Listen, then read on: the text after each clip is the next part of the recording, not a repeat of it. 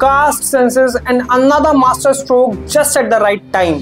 अब इसमें long term और शॉर्ट टर्म दो बेनिफिट्स है, समझो कैसे। एनआरसी का रास्ता एनपीआर और कास्ट सेंसस से होकर गुजरता है। अभी आपने अटैक के बाद देखा कितने सारे पाकिस्तानी इलीगल रिफ्यूजीज भारत में घुसे हुए हैं। लगभग 5 लाख पाकिस्तानी महिलाओं की शादी भारत में हुई है, जिनका पासपोर्ट तो पाकिस्तान का है बट वोटर आईडी भारत की है। इतना बड़ा घपला चल रहा है। और अगर बांग्लादेशी रोहिंग्या की बात करें तो उनकी संख्या तो करोड़ों में पहुंच जाएगी। अब जातिगत जनगणना मुस्लिम्स और क्रिश्चियंस की भी होनी है। जाति पूछी जाएगी, आधार कार्ड मांगा जाएगा, वेरिफिकेशन होगा और ये वेरिफिकेशन में फंसेंगे।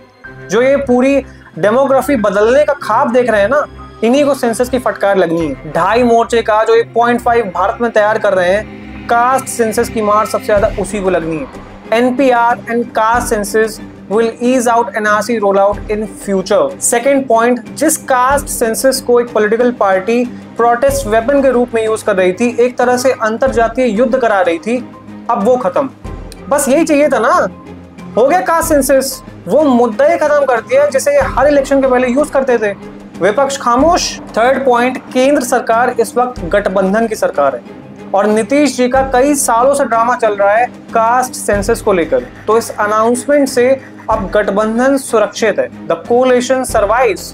No confidence drama mid crisis. अब कोई नहीं चाहेगा पाकिस्तान से जब जंग हो रही हो तो दिल्ली में सरकार गिर जाए। पॉइंट नंबर 4, ये कास्ट सेंसस हमें हार्ड डेमोग्राफिक डेटा देगा, क्योंकि अब तक तो सिर्फ हवाई बातें ही चल रही हैं। आखिरी कास्ट सेंसस 1931 में हुआ था, ऑलमोस्ट अ सेंचुरी अगो।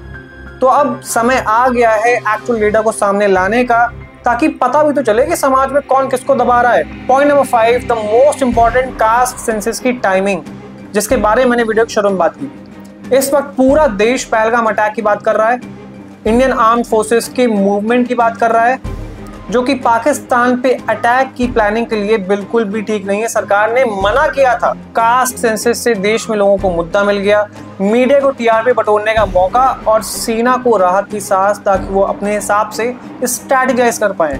अब देखो ना, कोई भी बात नहीं कर रहा अटैक की, अब बात हो रही है सिर्फ कास्ट सेंसस की। तो कास्ट सेंसस और एनपीआर लॉन्ग टर्म में देश के लिए बहुत फायदेमंद होने वाला है और ये आने वाले समय में आपको खुद समझ आ जाएगा। डेटा आने के बाद आपको ये सारी चीजें बेहतर समझ आएंगी कि कास्ट सेंसस को लेके जो आपकी धारणा है, कास्ट सेंसस उसका जस्ट ऑपोजिट करने वाला है। तो अभी वेट करो और इंतजार करो रिजल्ट्स का।